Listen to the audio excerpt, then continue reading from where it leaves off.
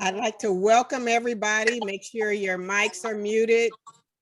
We are so excited this evening because I keep thinking we can't get better panels than the panel we had last time. And all of a sudden, God just says, oh, you challenging me? Wait to see what I got for you next. So this panel is that panel. This is a phenomenal panel. This is like the champion of champions panel. This is like the gunslinger that walks away at the end of the movie and everybody else laying on the ground. This is the kind of people y'all are going to hear tonight. First and foremost, we have Carmelita Jeter. I got that right, Jeter. Who is, you just have to admire and respect her for the phenomenal rise to fame, just the mindset she brought to it, the heart.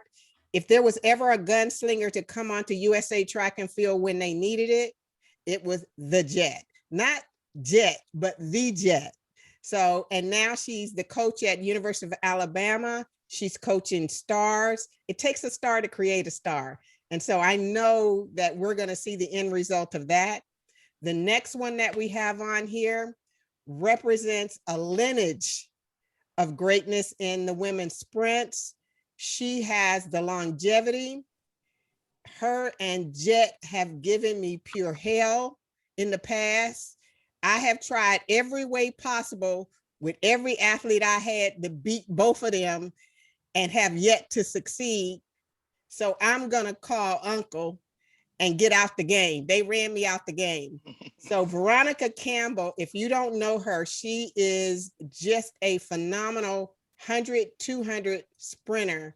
But the 200, I've never seen anyone master a race like she mastered that race. So the Jamaican superstar is here in the house representing. So Veronica Campbell Brown, we love you. We're excited to have you here. But last but not least is the elder of the group. I've been knowing Dennis since I coached at Florida, and I want y'all to know I was 29 then. 28 when I met Dennis as a coach. So that tells you how old Dennis and I are. But I can honestly tell you this, aside from the phenomenal job he's doing as an international level coach, if any of you guys were around when he was an athlete, he brought fire into the arena by himself. He didn't even need no hype man. He was his own hype man. And you know you bad when you come in and you hype yourself up under pressure. That's Dennis. All three panelists seemed to be at their best when the pressure was at its highest. And so that's what we're going to talk about now, because a lot of people are heading into high stress environments, high stress competitive environments now, because we're heading into a championship portion of the season. And if there's any three people that can talk about the adversities and stresses of competing at the highest level, and I'm not just talking about competitors on this call, because there are people who aren't in athletics, but people who want to succeed at the highest level, this is the panel you want to hear from right now. So without further ado, Dennis, Veronica, and Carmelita, we're going to jump right in. So I'm going to start off with the first question. As you walk into the arena, and all of you have walked into the highest levels of competition, what is your thought process as you take that first step? Because I remember the first time I walked in as a coach into the Olympics and saw everything, it was like, whoa. And all of you guys competed at a time when competition was fierce. I know, Dennis, you competed in one of the most fierce years of competition for the men's 100 meters. They think it's hot now. They didn't see hot until they saw what you had to race back then. So I'm going to start with Veronica. Veronica, you come in representing Jamaica against, it usually is a USA Jamaican battle in the Olympic Games. What is it like for you walking into that arena and being at the top of your game? Complete focus. So stepping into the arena, you have to be in tunnel vision. You have to step in with the mindset that you come to win. You come to give it your all. You come to run your hard. You come to execute your technique. And so I like competing under pressure. Pressure really helped me to step my game up, because if I step into that arena and I don't feel the tension, I don't feel the nerve, then it's like I'm not going to perform at my best. So it's about feeling the pressure, but stepping in still with focus and tunnel vision and knowing that it is your moment and you're going to deliver. Don't matter how hot the competition is, you're going to focus on yourself and just go in and just execute and just run as hard as you can. And as I said, pressure really helped me to step my game up, and competing with somebody like Carmelita, I know that I have to be prepared. I cannot just go into this race letting my guard down, because I know she's bringing the fire. And so I have to be motivated by that, knowing that my competitors are not for me to be afraid of, but it's for me to step to them knowing that it's on, and we're just going to race as hard as we can, and may the best man win. So it's all about making sure that you are able to feel confident, feel strong, and step into that stadium, that environment, believing that you have what it takes to deliver and to perform at your best. I think I want to just put an emphasis on one of the things that Veronica said that everybody should have heard, is that it's not for me to be afraid of my competition, but to respect my competition and be prepared prior to going into that arena, knowing that this person is going to step on the line and bring their best. So with that in mind, Carmelita, as you walk into that same arena, what is your mindset? What is your heart set? Well, a lot similar to some things Veronica mentioned, but I have to be honest, like my arena starts before I get to the arena. You know, my mindset starts before I even get there. My mindset starts at practice, you know, every day, every day. You know, I'm that person you cannot mic, you know. So it starts before I even get there. The mindset starts as I'm driving in the car to get to the track meet. The mindset starts when I get out of the car and I'm walking up. It's not the stadium, it's a lifestyle already, if that makes sense. So in my mind, it wasn't when I got to the arena, it was when I started practice. It was all the months before. The only thing the arena did was let me know I was actually there. You know, and so for me, it was every day. It was getting up at 5 o'clock in the morning, going to the weight room at 6, training all day. That was my mindset. So I was already in my own arena. I knew what I needed to do, and I had to do it at practice, you know, and like Veronica said, you were confident when you got to the arena. But my arena started in LA. You know, my arena started with John Smith. My arena started with my conversations with John Smith every day at practice. So I was already in a battle every day before I got to the battle. And I think one of the things that people don't realize, because I'm going to say this about Carmelita, is that she was a female version of a Dennis Mitchell, in that she would verbally tell you, I ain't worried about her. I don't know who she thinks she about to race. But that is something that you have to prepare yourself for and be before you even get into the arena. She said you have to be that person every single day, because that person won't just show up in the field of competition. That person has to be groomed. Now, a person who's lived that mindset every day of his life, because I've been around him when he was a sophomore, junior, senior in college, I used to have to pull him back sometimes because he came in to practice every day. People say, why he act like that in the meet? I say, because he act like that in practice. I watch him. So Dennis, for you being that guy and being so vocal, what is that like for you, knowing that you already, see, they poked the bear and dared the bear to beat him? Yeah. Well, I mean, the same thing that Carmelita and Veronica said, you know, I'm a combination of those things also. But I think the one thing that I guess I can add to that is that, when you saw that aggressive person at practice, or you saw that aggressive person at meets, no one really knew what was going on inside of me. And the thing that drove me was that I always humbled myself to the moment. I always said that this moment, Dennis, that you're about to get yourself in, it is bigger than you. And that's where the aggression came in, because that made that moment of stepping out into that arena even that more important.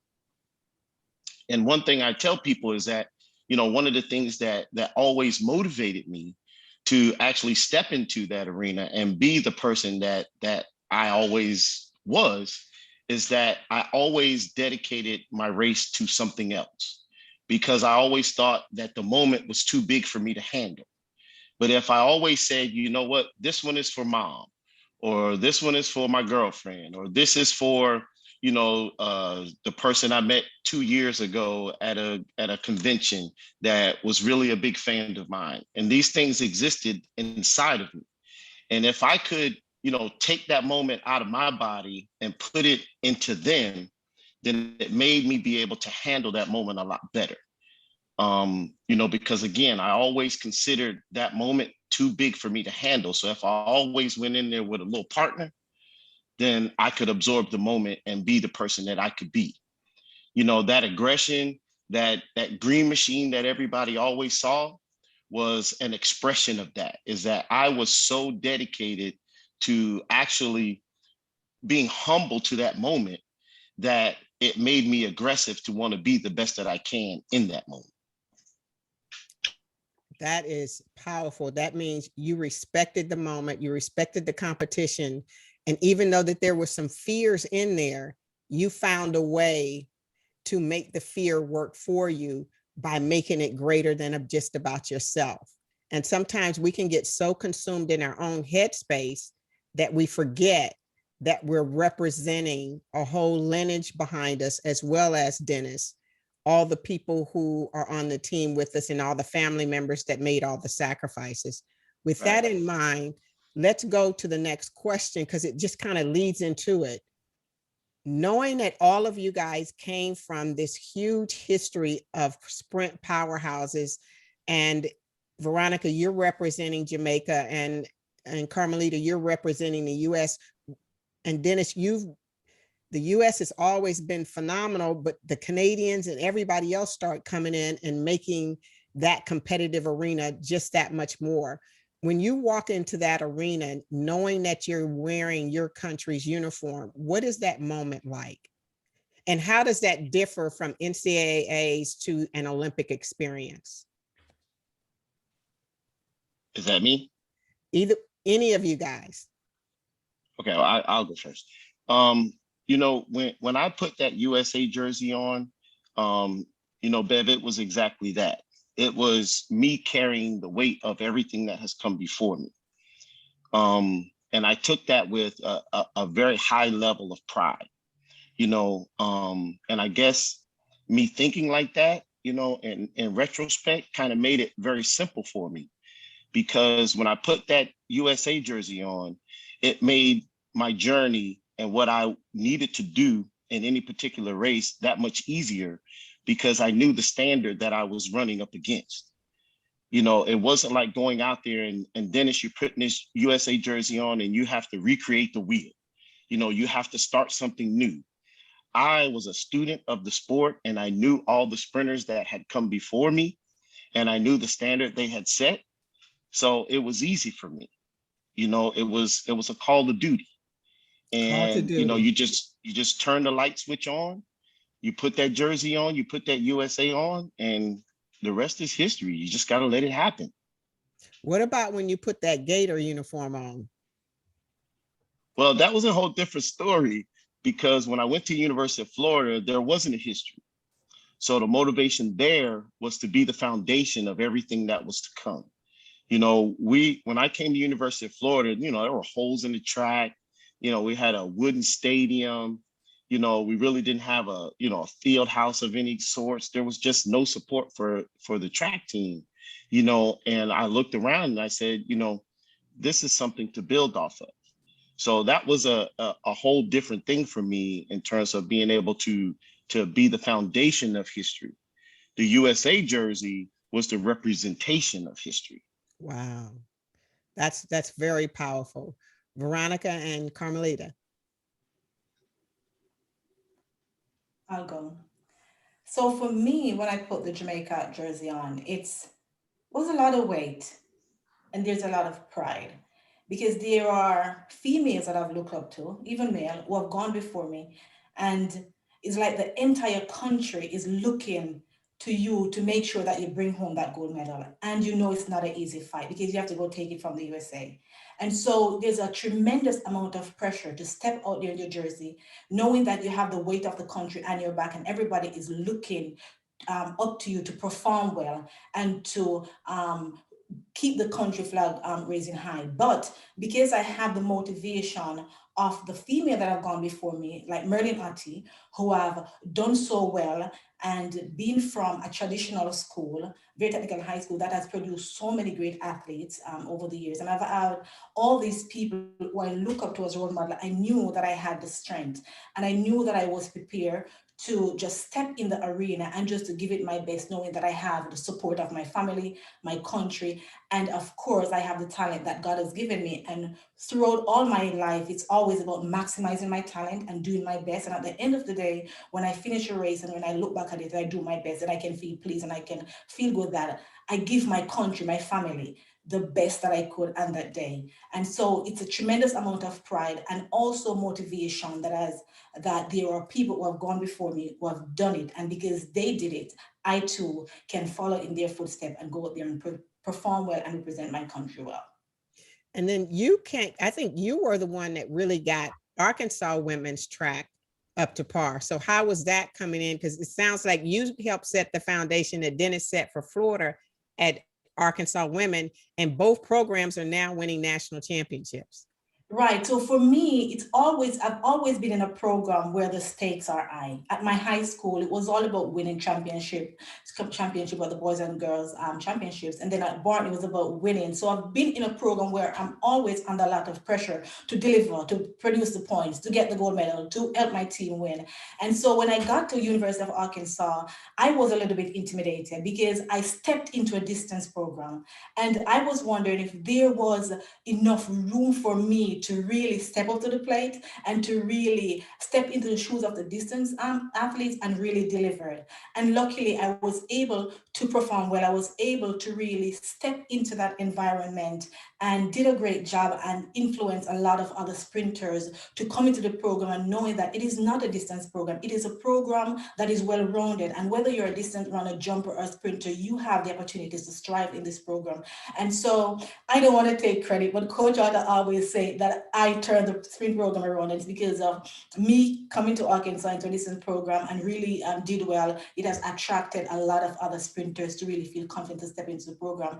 But it's just a blessing. It's really a blessing to be able to really go through the sport. And I can say that I have done a great job and I've influenced a lot of people and I think I maximize my potential. And so it's great to know that God has given me this duty and I think I handled it well. There was ups and downs, but I think he would be pleased with what I've achieved so far in the sport. And Carmelita, what is it like for you when you put on that USA uniform and you come from a different perspective than Dennis and Veronica from the college ranks?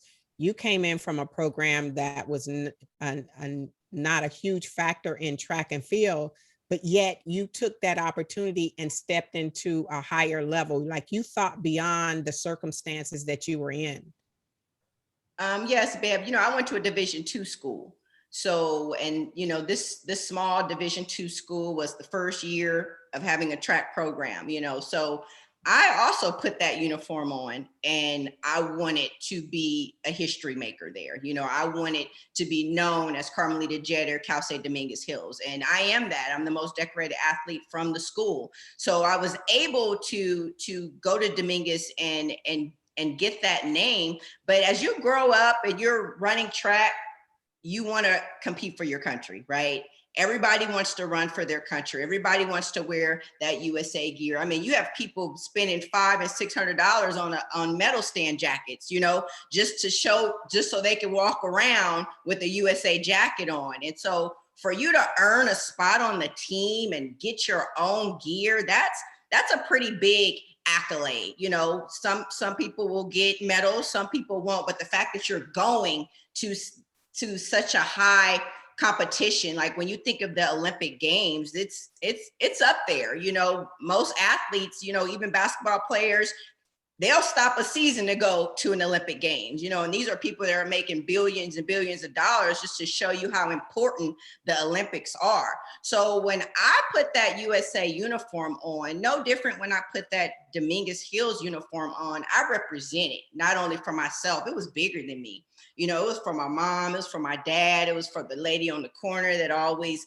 watched me run up and down the street. It was for everybody. So I really took my USA uniform to heart. Like, that was my life. That was my dream. That was my love. And when I lined up at the Olympics, I was not afraid to lose. I was afraid to disappoint my country. I was afraid for people at home to be disappointed in me. Like, I could take an L, you know, you could take a loss. I don't have a problem with taking a loss. I had a problem with people at home feeling like I didn't do my job, you know? So when I lined up, I put it all on the line, and I did that so I could walk away and be okay. So when I put that USA jacket on, when I put that bib number on, I ran for everybody that was watching me, screaming for me, cheering for me, even if I didn't know them. That's what I did. So it is a big deal. It's a huge deal. It's special. With that in mind, understanding just the magnitude of, because, you know, winning an NCAA championship or winning an Olympic medal or even making an Olympic team is a challenge. What are some of the most what is one of the most trying times you had that made you think, oh my God, it's either fight or flight right now. I've got to stand in the midst of this and still end up swinging. So, and all of you have had that point where whether you had to overcome an injury or personal circumstances, or physically you weren't feeling up to par, but everything was on that line in that moment. Did any of you have that light switch moment that said, no, I'm not backing down? So we'll start with you, Jet. I think I've had more of those moments than I would have liked. You know, being a track and field athlete, you know, you've always had some ding-dings, some injuries, you know, things that happen on the track. I'm gonna say my big like bounce back was in 2012. I lost my aunt to breast cancer.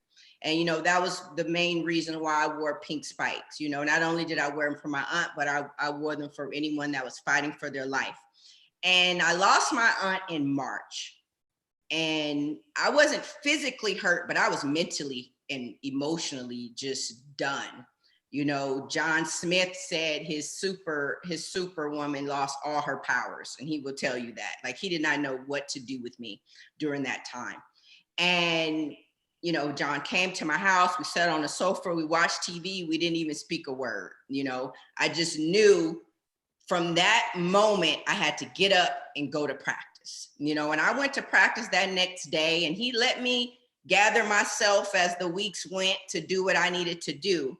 But mine wasn't a physical injury, even though I had other physical injuries. This was the big one. This was the real changing point in my life. And it was emotional to make this team. And even though I had dinged up my hamstring that year, I would have ran on one toe and, you know, a kneecap, you know, just because it was bigger than me. So that was definitely my moment when I shook it as much as I could, and I picked myself up and I said, you can do this, even though mentally and heartbroken, but I got out there and I got it done. So that was my moment, 2012, willing myself to that team because I didn't have the energy to fight. Wow, emotion. that's powerful. Veronica? I've had a lot of those moments, but one of the ones that really resonate with me is in 2008. I went to Jamaica and I finished fourth in the 100 meters. And I was devastated because I was in great shape and I really thought I would make the team, but I got a shocker. And I had 24 hours to regroup and return to the track for the 200 meters.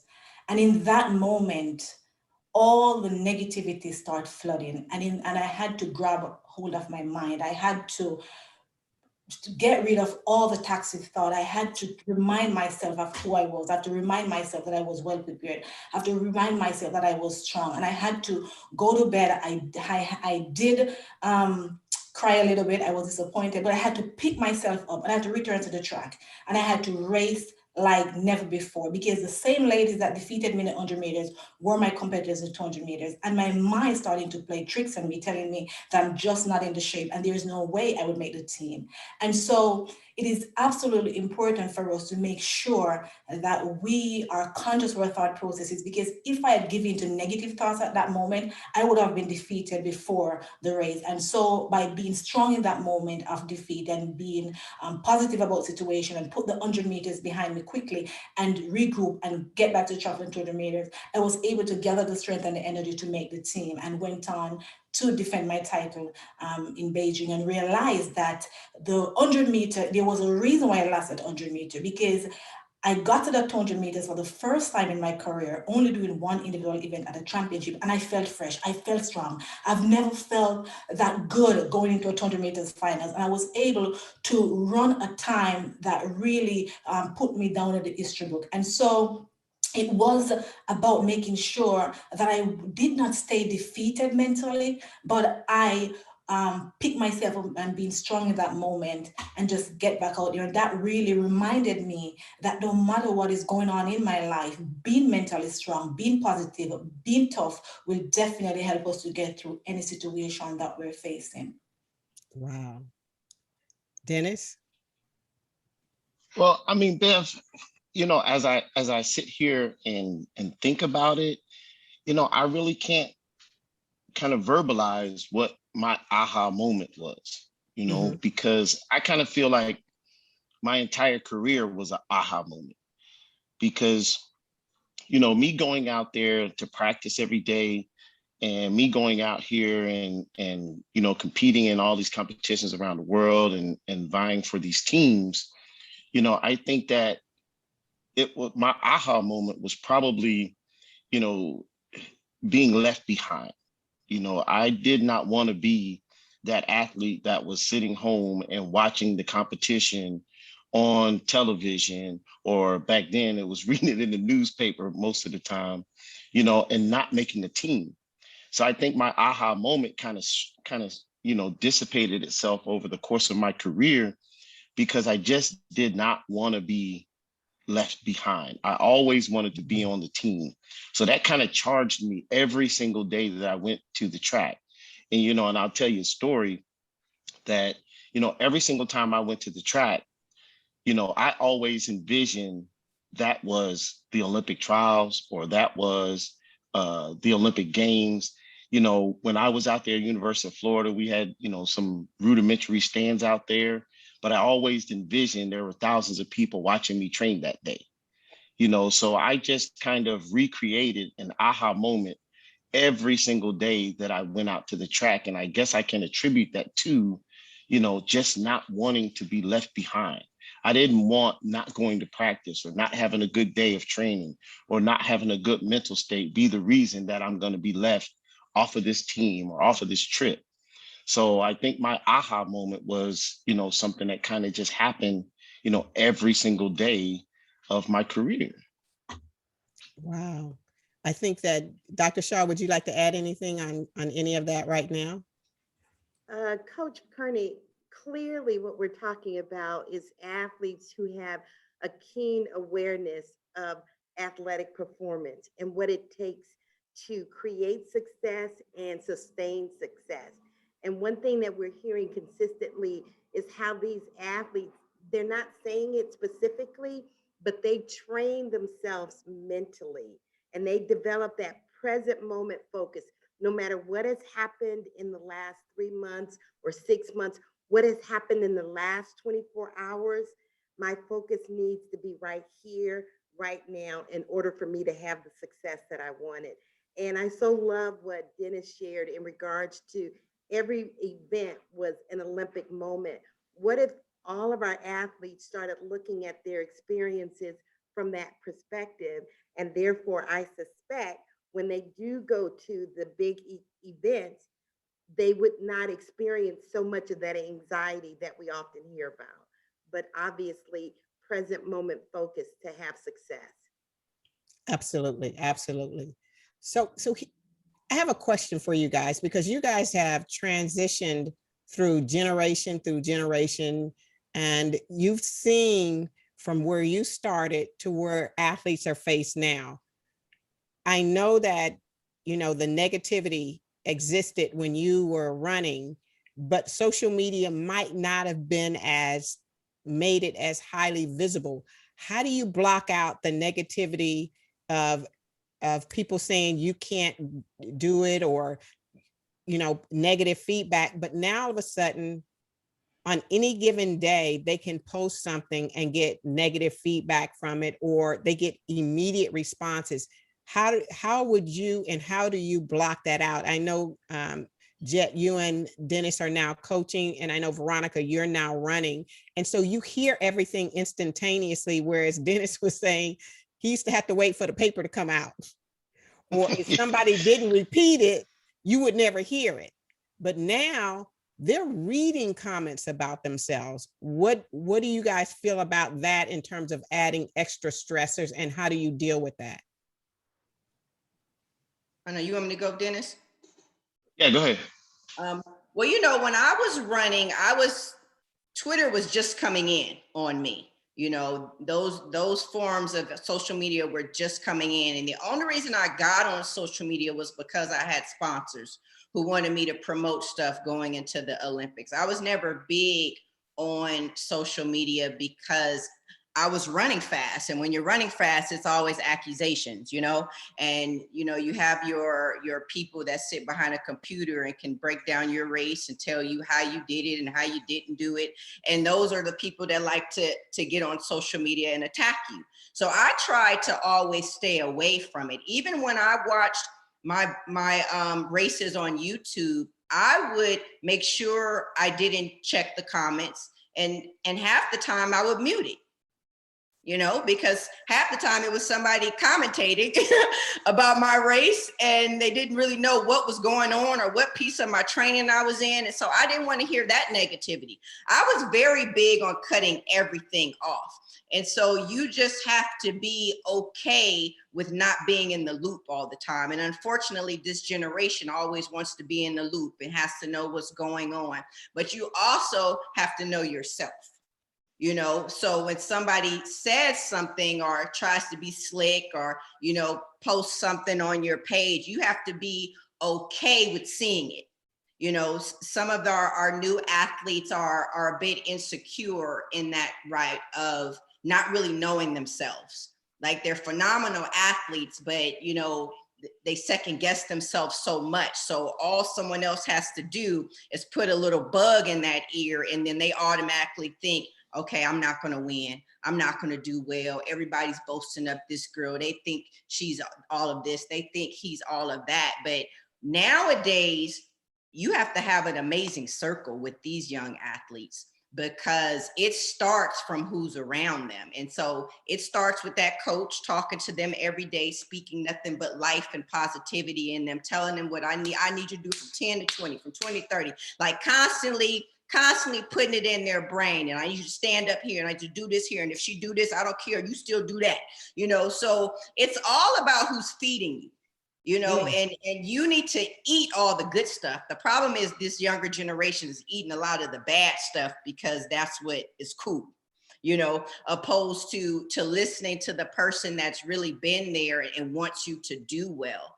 You know, my number one thing is sometimes you got to cut out the reading of the comments. Sometimes you even got to mute the TV. You know, those, even when athletes are hearing what the commentator is saying, that's messing with them. like, the commentators, oh, the fastest loser, things like that they, commentators like to say. So all that's in your head. So sometimes I would tell athletes, you got to listen with silence, to where you're only listening to yourself, and you can break your own race down, or you and your coach are watching it. And then you got to keep your circle tight. We always like to have 10 and 12 people with us, but it don't need to be 10 and 12 people for us to get the job done and get fed properly. Powerful. Miss Veronica? Absolutely. Carmelita is definitely on point. It's about knowing yourself and keep your circle tight.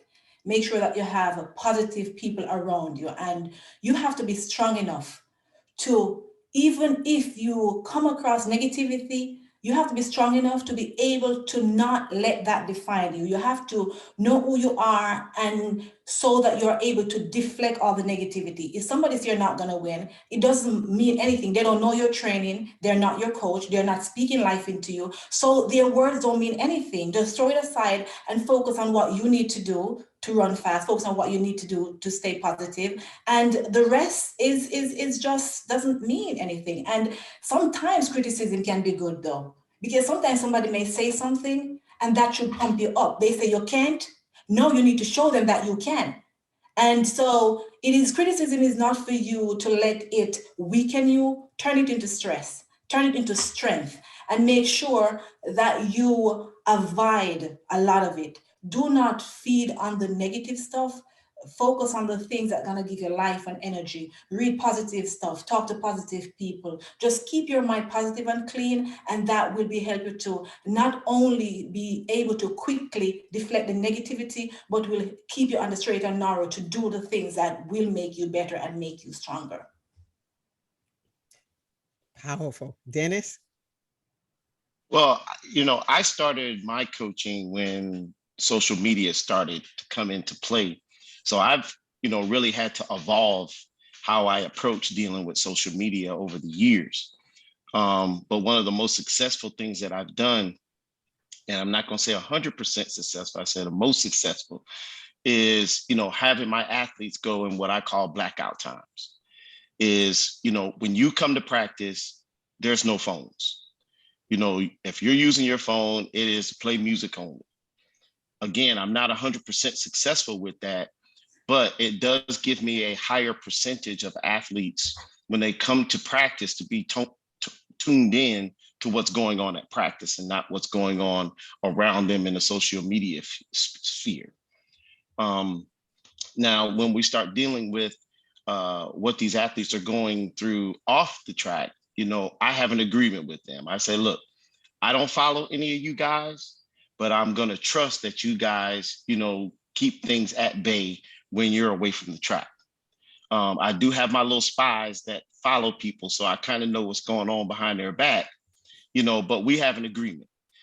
Coach, I'll turn my phone off at practice and focus on what you have to do for me for these 2 to 3 hours. And you let me be me when I get off the track. Now, in my coaching, I try to coach from the inside out. So I kind of like to know what's ticking inside my athletes. So if my athletes are off emotionally, that's typically the first place that I'm going to go. Is trying to figure out, okay, what's going on in your social media sphere that is affecting what you're doing out here on the track. And, there's a lot of cues to that. Some athletes will, hey, coach, could you send me my videos from today? Or, could you look at this and look at that? When they start trying to figure things out a little bit too much, I kind of figure there's a lot of negativity going on in their social media world that is causing them to be affected in their track and field world. So I kind of, try to do my best to manage it, but there's a fine line there. So I just try to, manage what I can manage, and then try to have an honor system with things that are going on afterwards. Because you got to let them have their freedom to be able to kind of be themselves. One thing that I have recognized as a coach is social media is not going away. It's probably going to get worse. So I've gone into management world, as opposed to, trying to, pull things away and try to manipulate things. I try to, kind of coexist with it. Find that happy ground.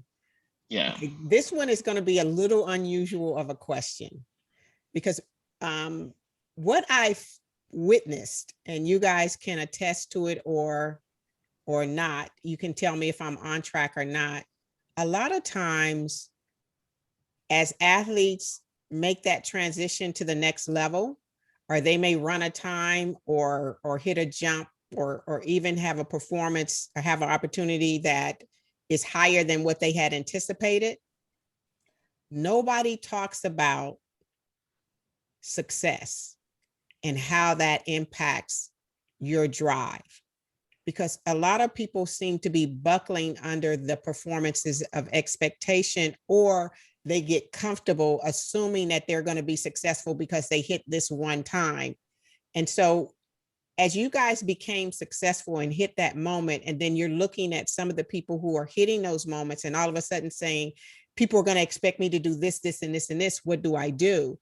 How do you feel about that? Because this generation seems to be a little bit more struggling with what success is and how to handle that success. Some, it puts more pressure on. Others, it makes them a little bit too confident. I remember Edwin Moses saying he trained every day like he just lost a race with that level of intensity. So success drove y'all to higher levels. What do you feel about that? And how do you feel about the more that time that you hit a time that you didn't think you could? What did it do for your mindset that drove y'all's longevity in your career? We'll start with you, Veronica. Curiosity. The faster I run, the more curious I am to see how faster I can go. And so there's never any moment for complacency, because it's like you're chasing the unknown and you have to work harder. You have to make sure you go to bed on time. You have to eat right, and you have to listen to your coaches. You have to make sure that you're hitting those techniques. And so for me, it's kind of put some pressure, but in a good way, because it pushed me to want to see how fast I can go. I ran, I remember I was stuck for like 5 years, and I was just bugging my coach. I'm like, I know that I can do better.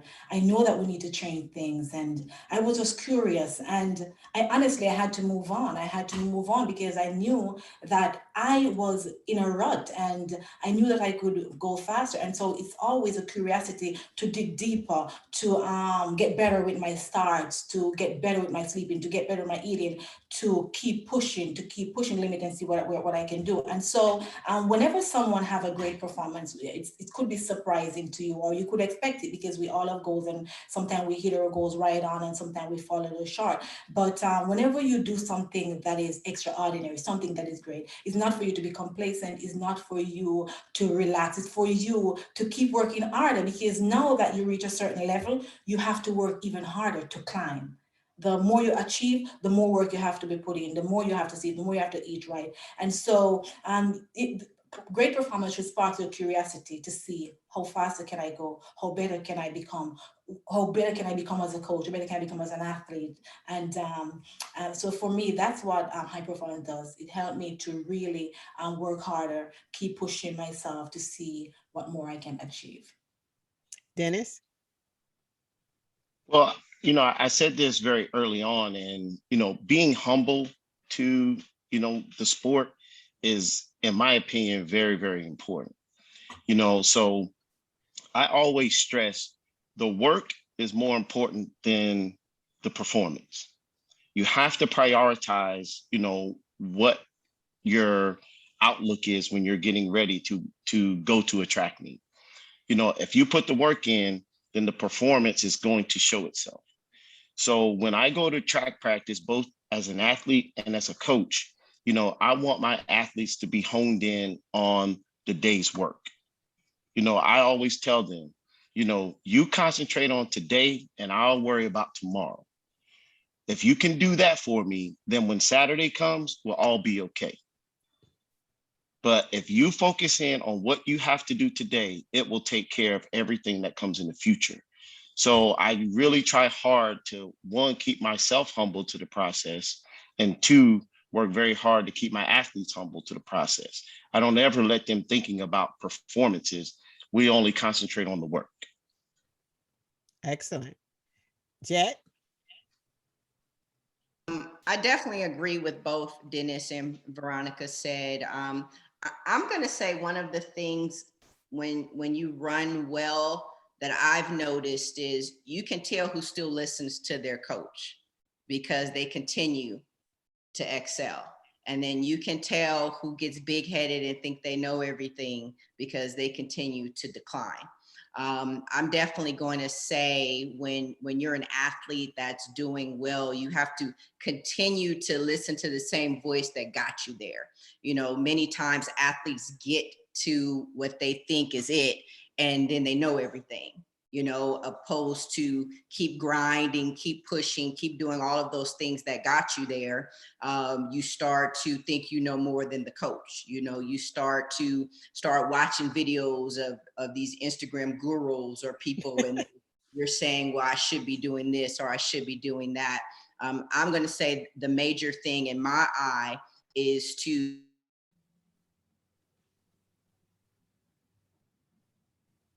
and then when you get there, continue to listen. You know, sometimes as athletes, I'll say as athletes, I was one of these athletes as well. You know, you start running a little faster, you start making a little bit more money, and sometimes, you know, you think you know more than what you do. And so I would definitely say when you get to running the fast times or jumping the long jumps or whatever your event is, or throwing the shot put far, whatever that mark was that got everybody to notice you.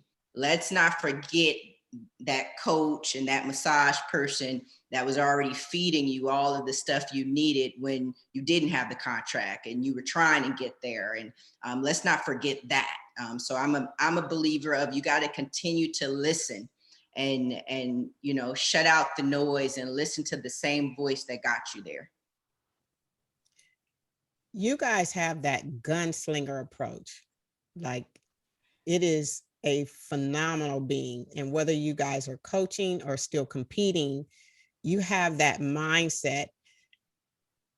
You're on the line, there's 8 to 9 people on the line, and the camera is spanning, and it always stops on you as a factor. Is that something you gravitate to? Or was it being an underdog? Or did you, like, I can tell you for me as a coach, Dennis knows this about me, I flourished under pressure. Like, the more the camera followed me around, the more of a hitter I was going to be. It's the worst time I ever had, Jet, was when a camera crew asked me, have I seen another coach? I said, oh, next year I'm kicking their ass. That was personal for me. So I said, that ain't gonna happen to us again. And I think Greg Scholler was on my staff at the time at Texas. We had just gotten there and we weren't a factor after being a factor at Florida. And so within the next year, we were in the top 2 in the nation. As a result, it drove me, but I never shied away from it. I know that some people shy away from, I always tell them, the camera's gonna span. Either it's gonna go by you real quickly or it's gonna pause. And either way it goes, you gotta be prepared. You guys have been in both situations. You've been there when they panned on your athletes and when they bypassed your athletes. How do you coach that preparation in the moment to still be able to line up no matter what that camera does? Because I don't know if there's anything like you being online, because y'all have experienced this, right? But y'all are usually on the good side of this, where they talk about somebody for 5 minutes and talk about you for a blip. How do you stand on that line when they're talking about you or when they're talking about somebody else that you got to compete against? What's that like? Well, I mean, for me as a coach, you know, and again, I keep going back to, trying to keep myself and my athletes grounded. You know, you can get enthralled in a moment and that moment can consume you, and I don't want my athletes to have to even be able to be in that kind of environment to where something like that can happen. So I always try to pre-prep my athletes that these things are going to happen. I'm going to tell them, hey, when all your dreams come true, that camera's going to be staring in your face. Now, there's a way to react to it. And the way to react to it is to look directly through that camera. Don't look into the lens. Don't see your family looking at you. Don't see 2 million people looking at you. You look through that camera and concentrate on what you have to do on that day in that race. Now, as an athlete, you know, Bev, you know, I had to grow up through the Carl Lewis era. So, you know, I've been in those moments to where, you know, I've had to sit there and listen to, you know, the commentator go through 10 years of Carl Lewis's accomplishments and 30 seconds of mine, right? But how I coped with it is I became the green machine. You know, I said that if the world is not going to respect Dennis for being Dennis and always wanting to levitate towards Carl, then I'm just not going to be me anymore. I'm going to be someone else. And that's how the green machine started. And once I established that, then it made me be able to be able to express myself in a way that I wouldn't otherwise be able to as Dennis Mitchell, because I didn't have any accolades. The Green Machine was a character. He was a superhero. So he already came, you know, with a resume that I didn't have. He came with a resume, you know, Dennis. He came with a resume. So like they're gonna have to so run the Green Machine today. They're gonna have to run against the Green Machine. So it became something that was interesting, and it gave me, you know, an out. And I didn't, you know, kind of dwell on no one knows Dennis. No one is caring about Dennis. No one is, you know, mentioning my accolades or anything like that. I just threw those out of the windows and just started over and became the Green Machine. I love it. Veronica, Carmelita, bring it.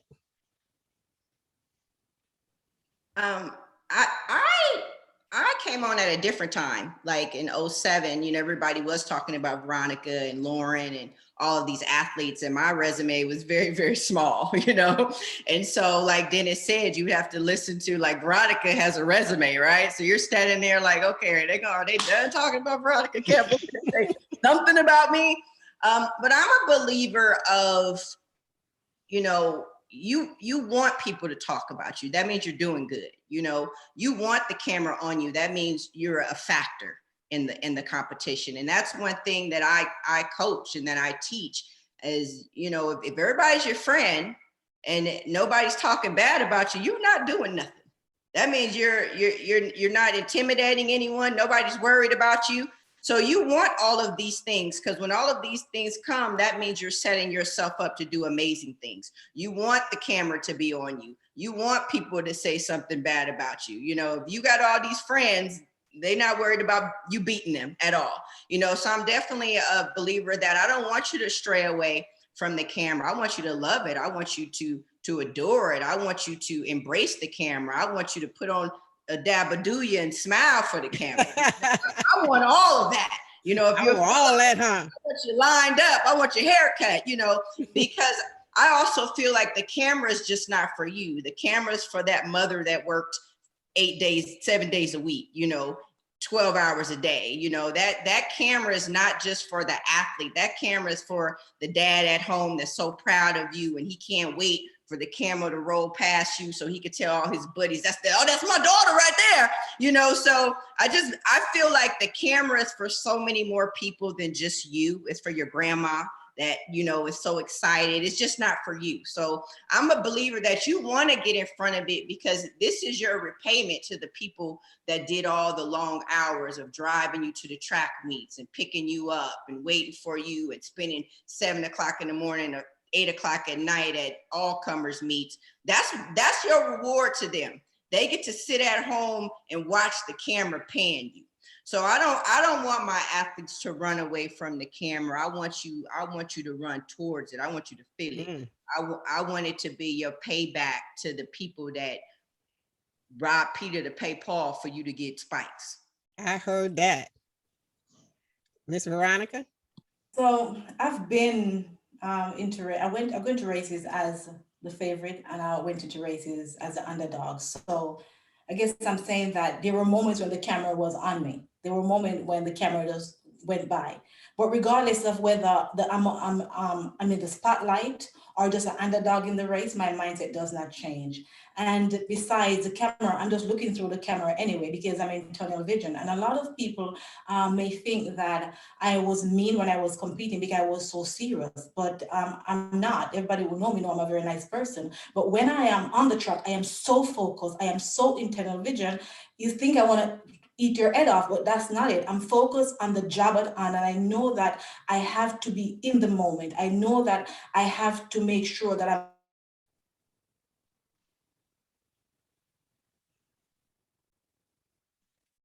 I think Veronica froze a little bit. I think she froze.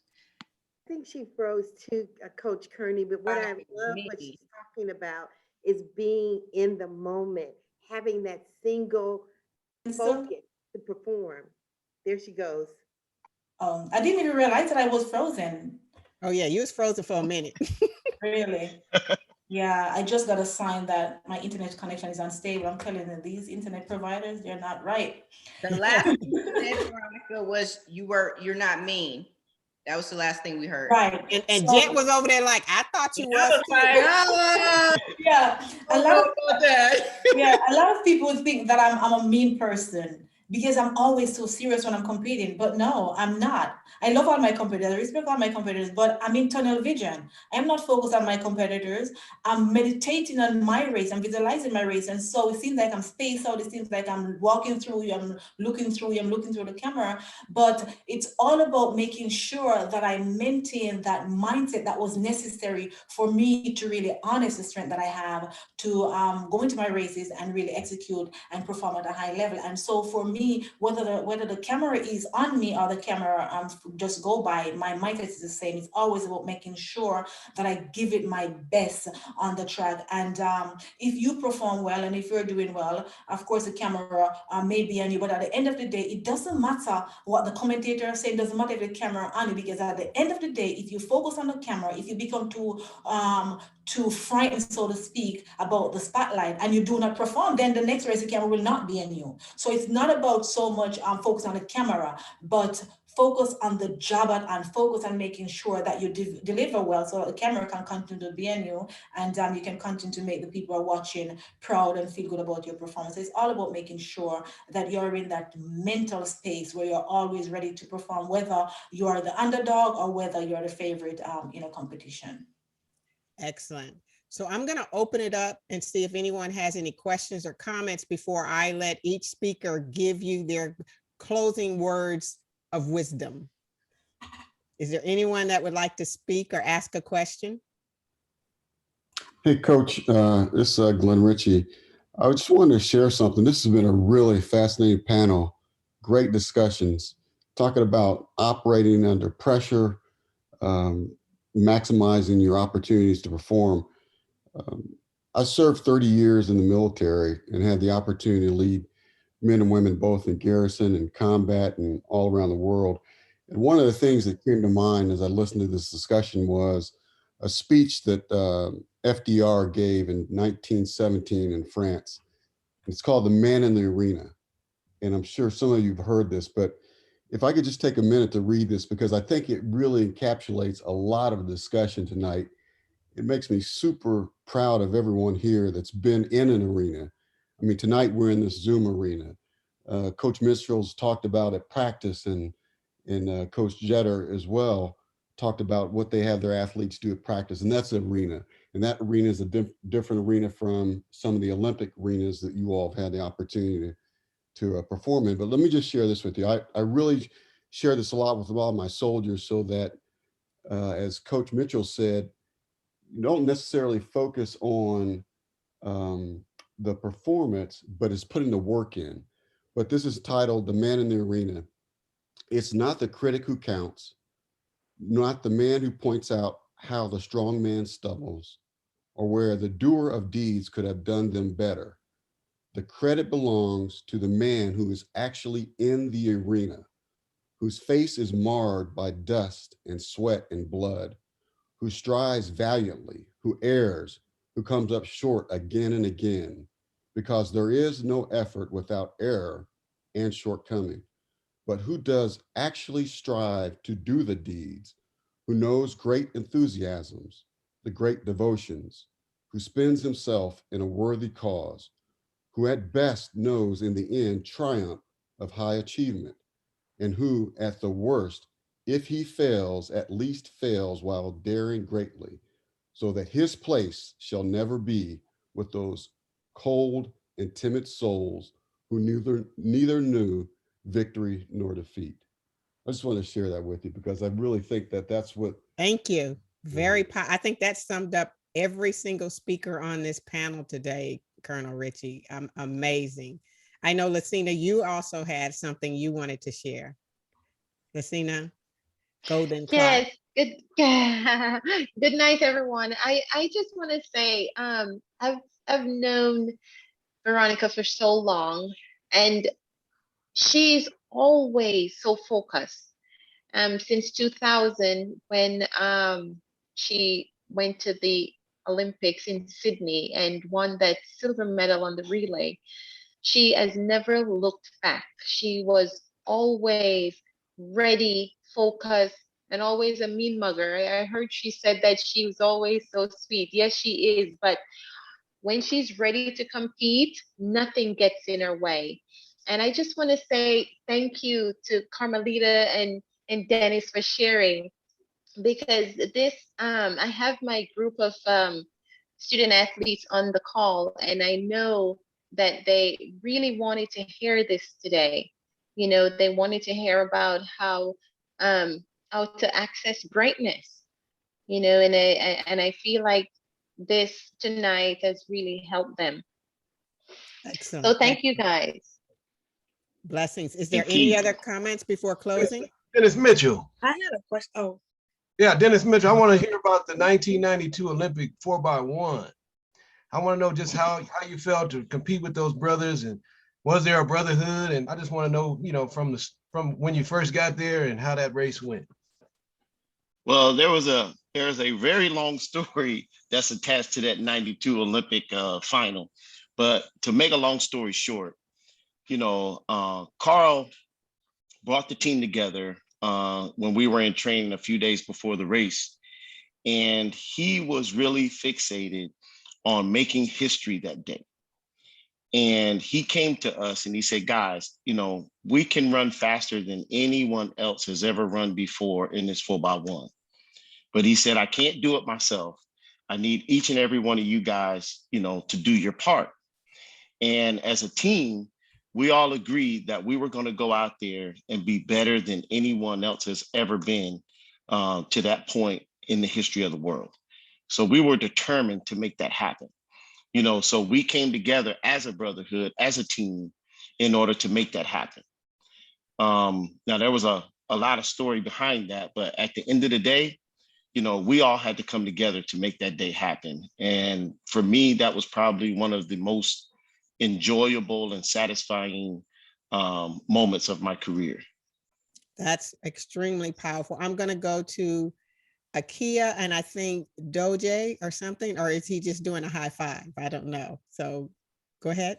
I had a question. So how do you handle your teammates being like negative, like bringing that negative energy either to practice or to meet? Like, how do you handle that without trying to like not get off your, I guess, your focus, not to mess with your focus, I guess, if that makes sense? Like, how do you handle the negativity your teammates can bring in those situations? Which one of you guys want to, all of y'all can answer. I guess I'll start. First of all, you have to make sure that you can filter. You have to filter negativity. And sometimes in the moment when someone is being negative to you, it's not the right time to respond. Find a way to just filter it, listen to your music. But at some point, you need to address it. You need to either get that person together with coach, you need to talk about it, because a team is stronger when everybody's positive. Because if you are in a positive mindset and someone is negative, they can throw you off your game. And so you have to be extra focused. You have to avoid that person. You have to make sure you block it out. But that needs to be addressed, because positivity is strength and negativity is weakness. And you don't want anybody with any negative energy around you. And for a team to strive, everybody have to make sure that they are together, positive, pushing, supporting each other so that everybody can win and everybody can do well. So negativity on any team is just a no-no. And I think you just have to find a way to be strong in those moments of negativity, but there should be a time when it needs to be addressed and fixed and make sure that that do not continue in a team setting. Carmelita or Dennis? I would say that everything always starts at the head, the head of a team. It starts at the top. And so for someone, I would suggest them to speak with their coach, because it starts up there and trickles down, that energy trickles down. So whatever's being done is being allowed, right? So if you've acknowledged it to the coach and you've said, this is what's going on when you're not around, these are the things that we might need to address.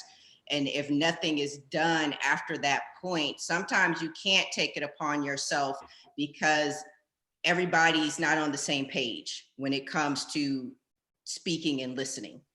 So a person going in telling someone what's bothering them or what they don't like, then you find yourself in a confrontation, right?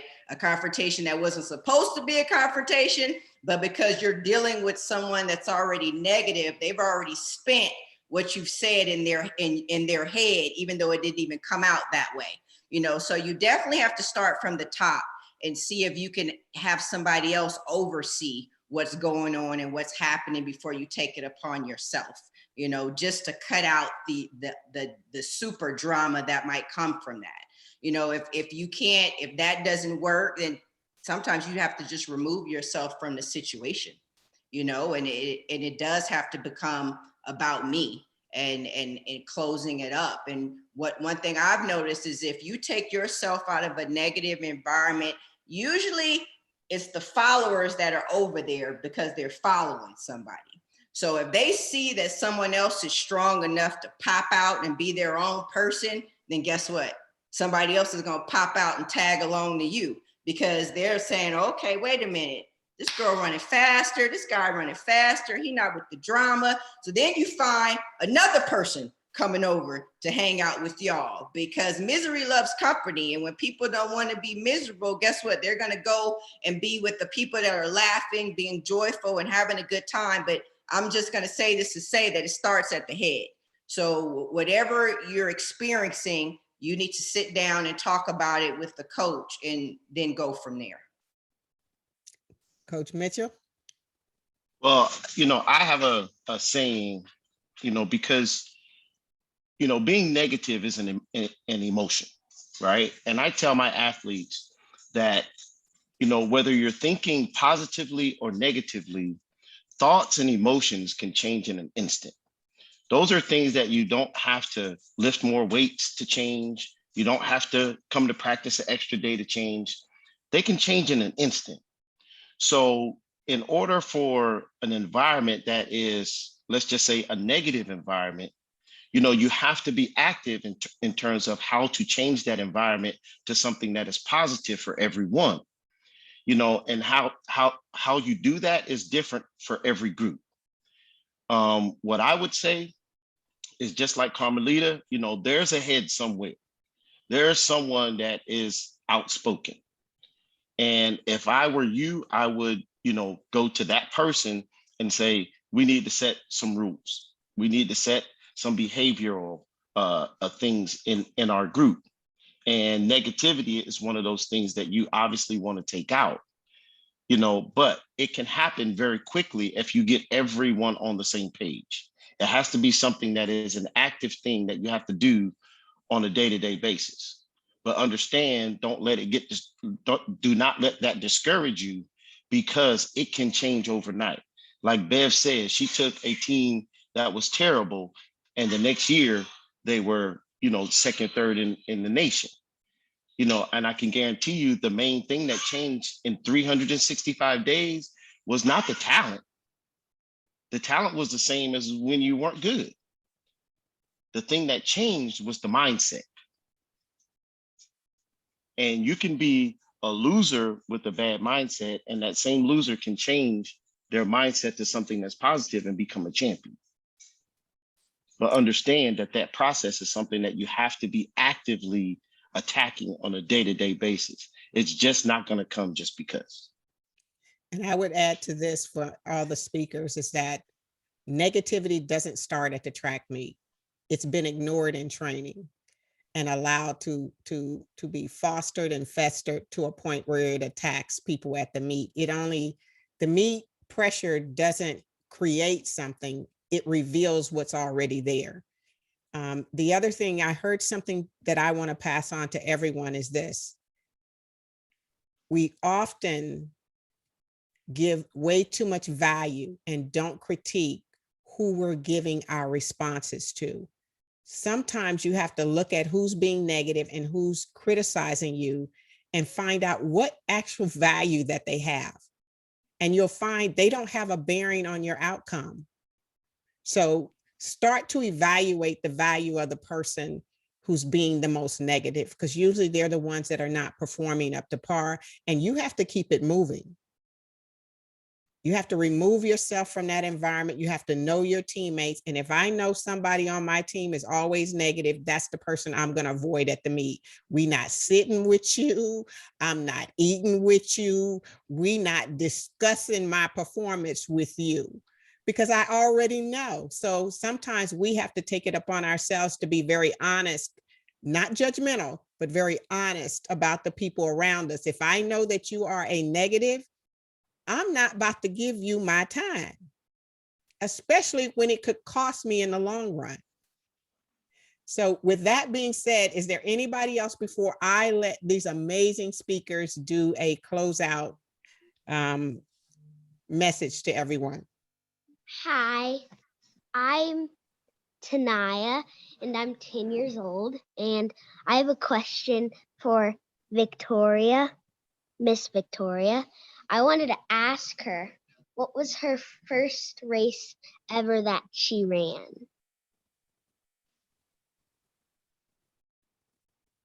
Veronica, you're muted. So unofficially, I would say my first race was running barefoot on the street in Chilorny.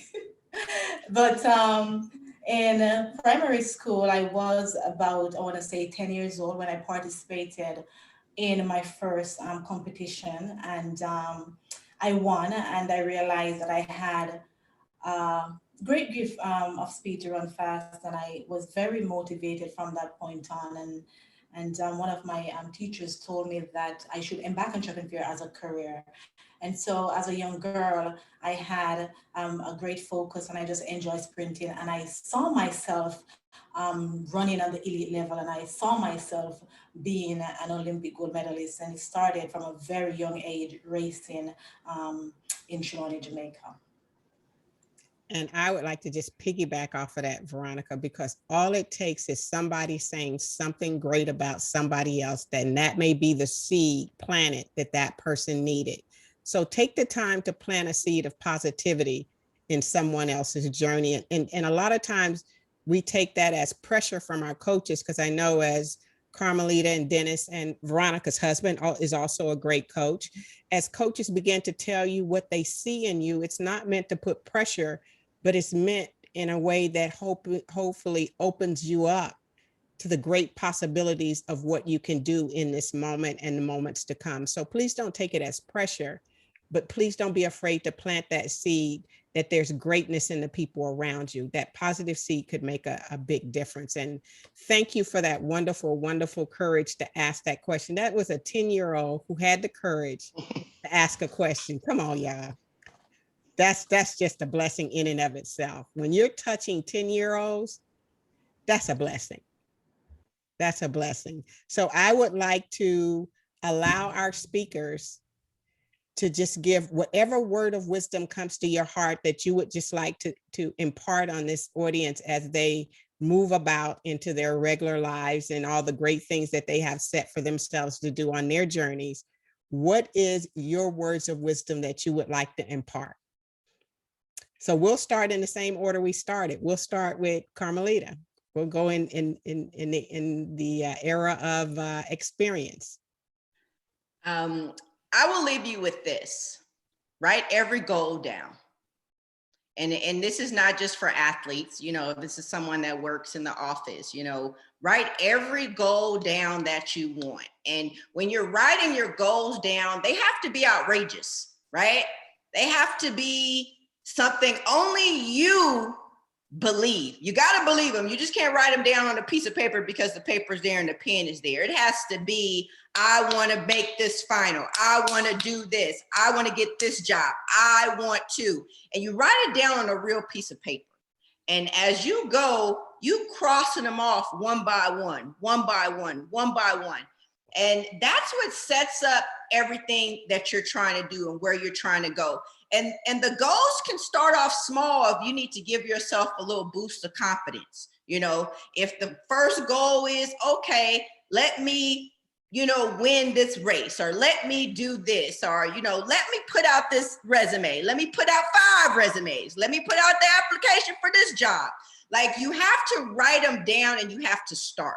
So all of the things that you want, teams that you want, like, you have to believe it, you have to write it down, and you have to actually go after everything that you wrote down. So when I was competing in 2007, I wrote a list down. And so I'm not telling you nothing that didn't work for me. Like, I'm only speaking facts, right?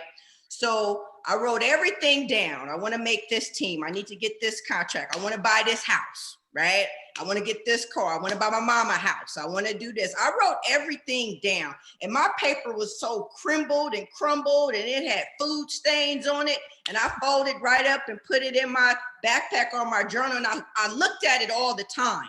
So it has to be something that's always around you, because you have to want to do it. And so write your goals down, write everything that you want. When I went to Missouri State, I said, I'm gonna graduate with my master's in 4 semesters. Everybody thought I was crazy. She about to do 4 semesters and work a full-time job. Sure did, because I put it on my list, right? 4 semesters later, master's degree, professional studies, sports management. So I'm a believer of speaking everything into an existence. And I know some people might take it as arrogant or cocky. No, if you believe it, it is what it is.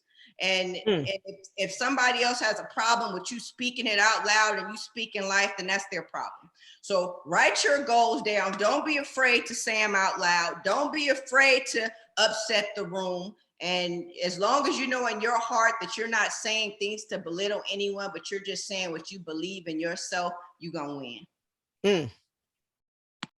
Amen. I Veronica? absolutely agree with Carmelita in writing your goals down. It doesn't matter what ideas you have in your head. If you do not write them down, that means you're not serious. Writing them down, visualize them, share them with others so that you can have accountability. And having your goals written down, now decide the actions you need to take to achieve each goal. And make sure that you're positive in your thinking. Make sure you're consistent in your work ethic. If you fail at a goal, don't cross it off the list.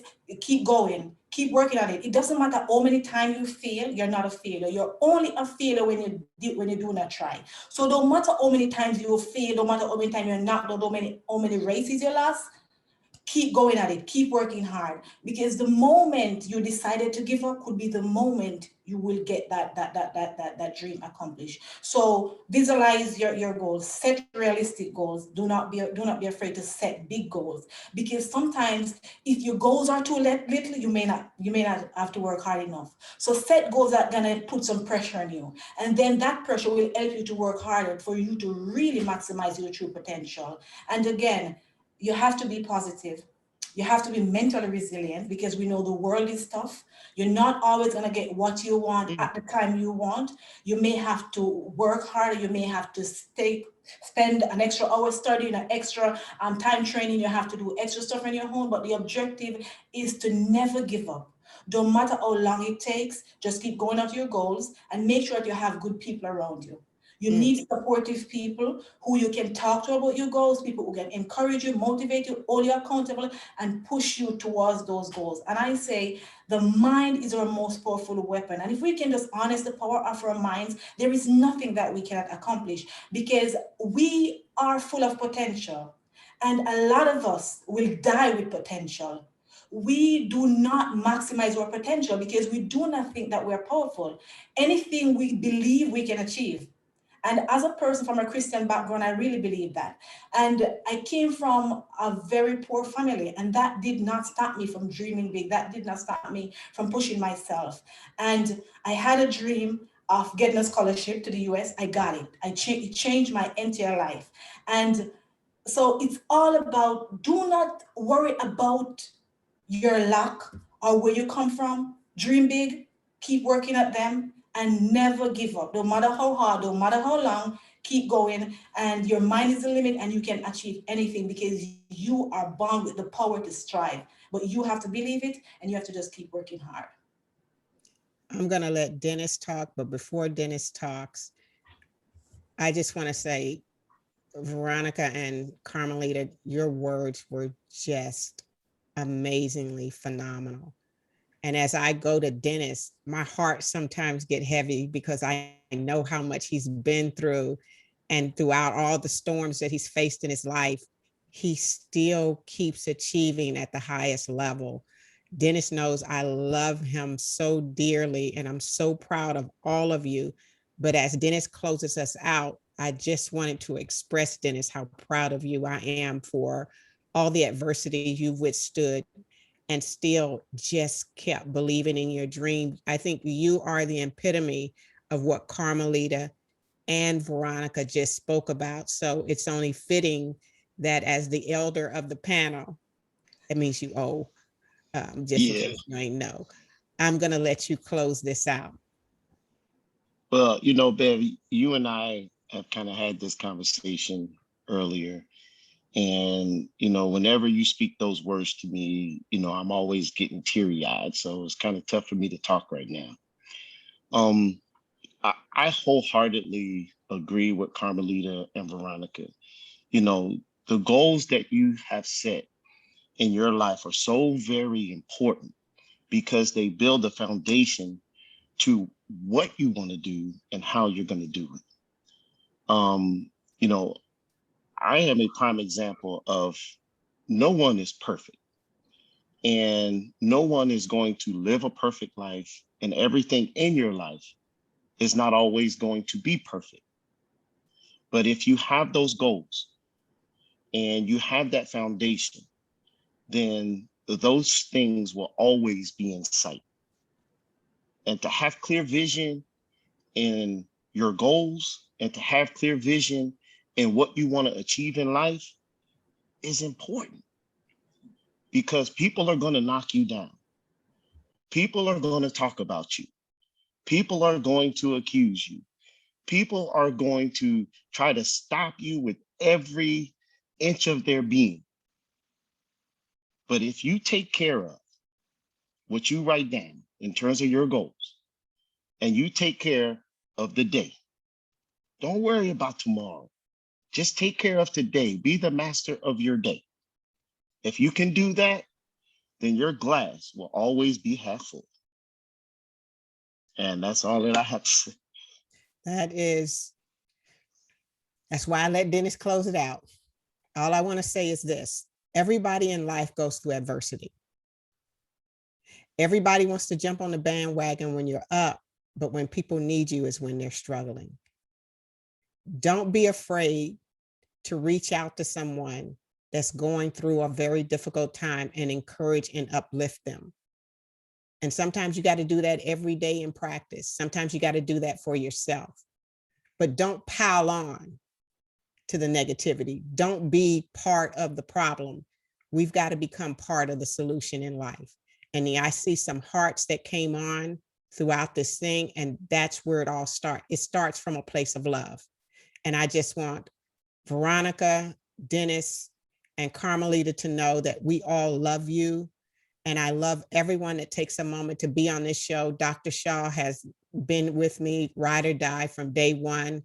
And I just see some phenomenal people on here, Karen, Dennis, people who've been through thick and thin with you.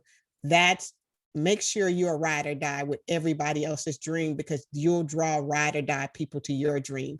And that's that circle of life. That's that circle that gives life into our dreams. So it's just been an honor to be on this call with the three of you, because I know that not only are people looking at your successes, but people just don't know what you've had to go through in order to get there. And they got a chance to take a peek behind the curtain and see that there's greatness behind the curtain that created the greatness in front of the camera. So greatness starts on the inside, and it enlightens everything around it. And that's why you see these people inspiring people onto greatness. Veronica, I know you are entrepreneur, got your clothing line together. Dennis, I know that you've gone into international coaching. Carmelita, I have absolutely no doubt that at some point you're going to be a national championship team coach. So I just wish everybody well and thank you. And you guys have the most blessed week and journey of successes. Much love. Thank you, guys. Right. Thank you. Thank you, Thank Bev. you. Thank you. Bye. Bye-bye. Tamaya, close us out, my love.